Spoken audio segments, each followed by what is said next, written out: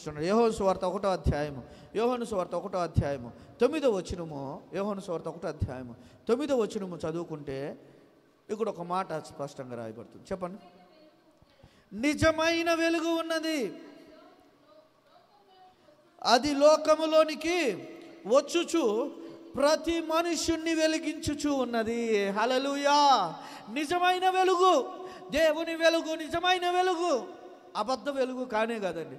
నువ్వు చూస్తున్న ఈ సూర్యుడు ఒకరోజు మాయమైపోతాడు, నువ్వు చూస్తున్న ఈ చంద్రుడు ఒకరోజు మాయమైపోతాడు, నీ ఇంట్లో ఉన్న దీపము ఒకరోజు ఆరిపోతుంది, నీ ఇంట్లో ఉన్న ఒక కరెంటు ఒకరోజు ఆగిపోతుంది. కానీ నిజమైన వెలుగు, ఆరని వెలుగు దివ్యముగా ప్రజ్వలింపచేయుచు వెలుగుచూ ఉండు ఒక జ్యోతి ఆకాశమందు ఉదయించెను. ఆయనే ప్రభు అయిన యేసు క్రీస్తు. ఆయన ఈ లోకములోనికి నిజమైన వెలుగుగా వచ్చాడు. ఆ నిజమైన వెలుగుగా ఆయన వచ్చి ఈ లోకములో ఉన్న ప్రతి ఒక్కరికి, ప్రతి మనిషిని వెలిగించెను. హల్లెలూయా, హల్లెలూయా. నీ జీవితమును వెలిగించాడు, నీ బ్రతుకును వెలిగించాడు. ఆయన వెలుగుతో నిన్ను వెలిగించాడు.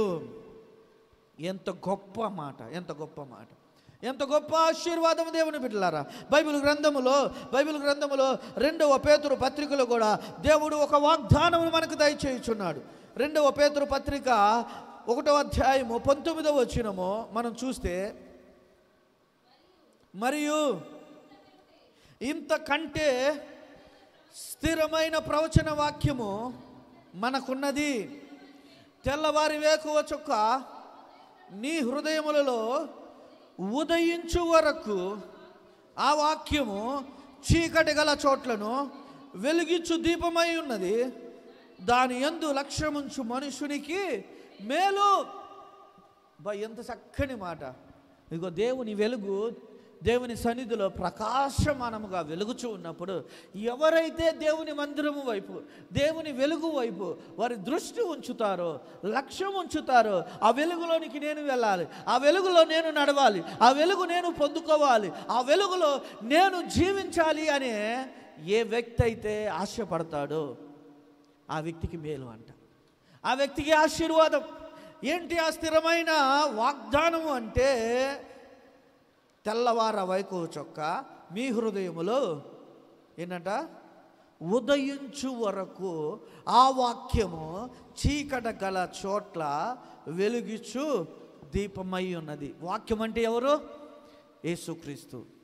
కృపాసత్య సంపూర్ణుడిగా శరీరమును ధరించుకున్న యేసుక్రీస్తు. ఆ వాక్యము నీ హృదయములో దీపముగా ఉన్నది, నా హృదయములో దీపముగా ఉన్నది. ఎందుకు దీపముగా ఉన్నదంటే నీ హృదయమును వెలిగించటానికి. ఈ తెల్లవారి వేకువ చుక్క యేసుక్రీస్తు జన్మించినప్పుడు ఆకాశములో ఉదయించిన ఆ తార, ఆ వెలుగు, ఆ చుక్క నీ హృదయములో వెలుగునివ్వటానికి, నీ హృదయములో జీవపు వెలుగునివ్వటానికి, నీ హృదయంలో నిజమైన వెలుగును ఉదయింపజేయటానికి ఏమైంది అనంటే, ఆ వాక్యము చీకటి కలిగిన చోట్ల ప్రకాశిస్తుంది. ఇప్పటికీ ఒకవేళ నీ హృదయం చీకటిలో ఉందా? అయితే దేవుని వెలుగు నీ హృదయంలోనికి వచ్చి నీ చీకటిని ఆయన వెలుగుగా మార్చబోచున్నాడు. ఇది నీ వాగ్దానము దేవుని బిడ్డ, ఇది నా వాగ్దానము. దేవుడు స్థిరమైన ప్రవచన వాక్యమునిచ్చాడు, స్థిరమైన వాగ్దానమునిచ్చాడు. నీవు చీకటిలోను మరణ ఛాయలలోను కూర్చొని ఉన్నప్పుడు దేవుడు వెలుగుగా ఉదయించి నీ హృదయములో ఆ వెలుగును ఉదయింప చేయటానికి, నిన్ను వెలుగుమయముగా మార్చడానికి నిజమైన వెలుగుగా వచ్చాడు. జీవపు వెలుగును నీ హృదయములో ఆయన ఉంచటానికి, ఉదయింప చేయటానికి, నిన్ను లేవనెత్తడానికి ఆయన వెలుగుగా వచ్చాడు. ఇంకా ఎందుకు నీకు ఆనందం కలగదు? ఇంకా ఎందుకు నీకు సంతోషం కలగదు?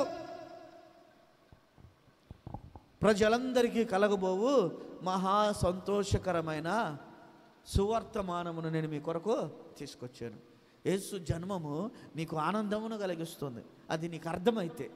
అర్థం కాకపోతే ఏం చేయలేం, అర్థం కాకపోతే ఏం చేయలేం, అర్థం కాకపోతే ఆ సంతోషము నువ్వు నేను పొందుకోలేం. దేవుని బిడ్డలారా, దేవుని మాటలు ఎవరైతే అర్థం చేసుకుంటారో, ఎవరైతే శ్రద్ధగా వింటారో, ఎవరైతే వారి హృదయాలలో దాచుకుంటారో వారి జీవితాలు ఆనందమయముతో నిండునుగాక, వారి జీవితాలు సంతోషమయముతో నిండునుగాక. అర్థం చేసుకో దేవుని బిడ్డ, అర్థం చేసుకో. దేవుని జన్మము నీకు మహా ఆనందమును తీసుకొని వచ్చింది. యేసయ్య పుట్టుక నీకు మహా సంతోషమును తీసుకొని వచ్చింది. భయపడవద్దు, భయపడవద్దు, చీకటిలో బ్రతకవద్దు, మరణ ఛాయలలో బ్రతకవద్దు, వెలుగులోనికి రా. నీకోసం ఆయన మానవుడిగా వచ్చి ఆయన నీ పాపములన్నీ సిలువ మీద మోసాడు. నీకోసం మానవునిగా వచ్చి ఆయన నీ పాపములు నా పాపములను ఆయన మోసి నేను పొందవలసిన శిక్షను ఆయనే పొందివేశాడు. ఇంకా నువ్వు చీకటిలో మరణ ఛాయలలో బ్రతకవలసిన అవసరము లేదు, పాపములో బ్రతకవలసిన అవసరము లేదు. నీ పాపములో నీవు చచ్చిపోయి నీతి విషయంలో నీవు జీవించున్నట్లుగా ఆయన తను తాను అప్పగించుకున్నాడు. నీతి కొరకు బ్రతుకుతావా? నీతి కొరకు బ్రతుకుతావా? పాపములో చచ్చిపోతావా? పాప విషయంలో చచ్చిపోయి నీతి కొరకు జీవించినట్లుగా నీవు దేవుని కొరకు లేస్తావా? 2 విషయాలు చెప్పాను. యేసయ్య జన్మము మనకు మహానందమును ఎందుకు తీసుకొచ్చింది? ఎలా తీసుకొచ్చిందంటే, 1, ఆయన పరలోక సత్యాలను మనకు బోధించి మనల్ని రక్షణ మార్గములో నడిపించున్నట్లుగా ఆయన మనుష్యుని రూపములో, దాసుని రూపములో వచ్చాడు. 2వది, ఆయన ఎలా వచ్చాడు? వెలుగై, నిజమైన వెలుగుగా ఈ లోకములోనికి వచ్చాడు, నిన్ను నన్ను వెలిగించడానికి. ఈ మాటలు దేవుడు మన వెనుకలో దీవించి ఆశీర్వదించునుగాక. చిన్న ప్రార్థన చేసుకుందాం. ప్రియుడైన మా యేసయ్య,